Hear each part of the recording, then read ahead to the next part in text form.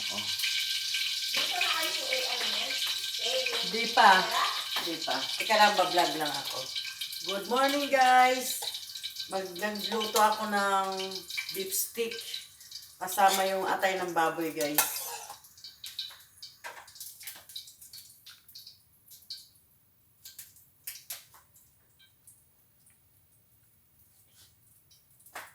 Pinakuluan ko na guys yung baka. Igigisa ko na lang siya.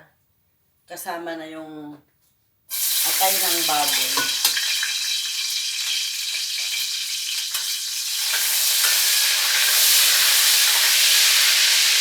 For today's video na naman guys, luto na naman tayo.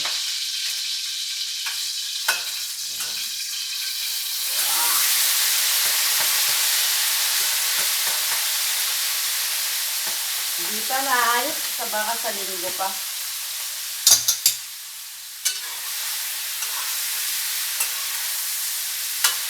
Hindi maganda itong baka, puro laman. Kakainis talaga ito si ate. Puro palpak. Ginisa ko na lang siya guys. At lalagay ko na lang yung konting sabaw niya. Luto na siya. Sobrang lambot na.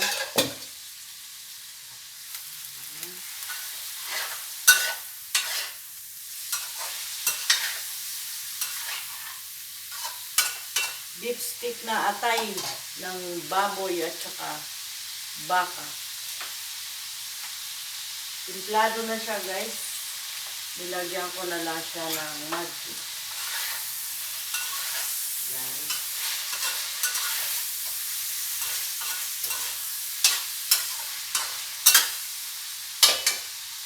Kulay puti siya guys kasi bawal ang maalat.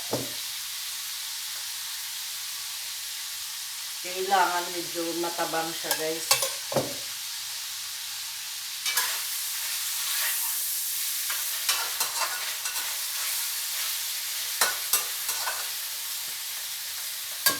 Takpan ko lang saglit guys.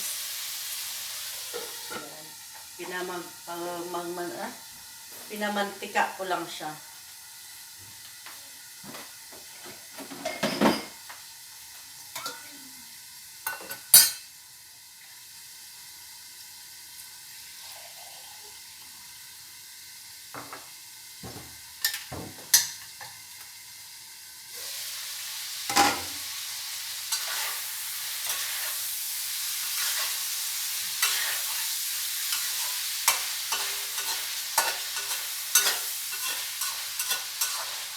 Pero sobrang lambot na ng baka.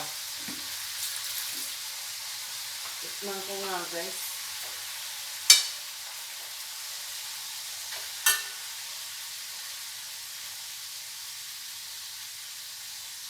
Ito yung lipstick na kulay puti.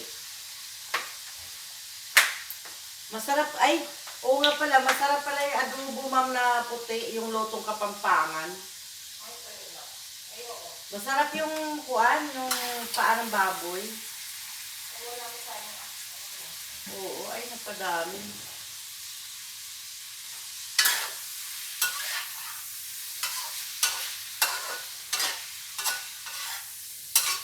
Yung pata. Pata. Masarap na, ano kaya tayo ng pata, adobong puti. Sa Kapampangan. Ang sarap pa yan, nakatikim ako. May tuyo lang?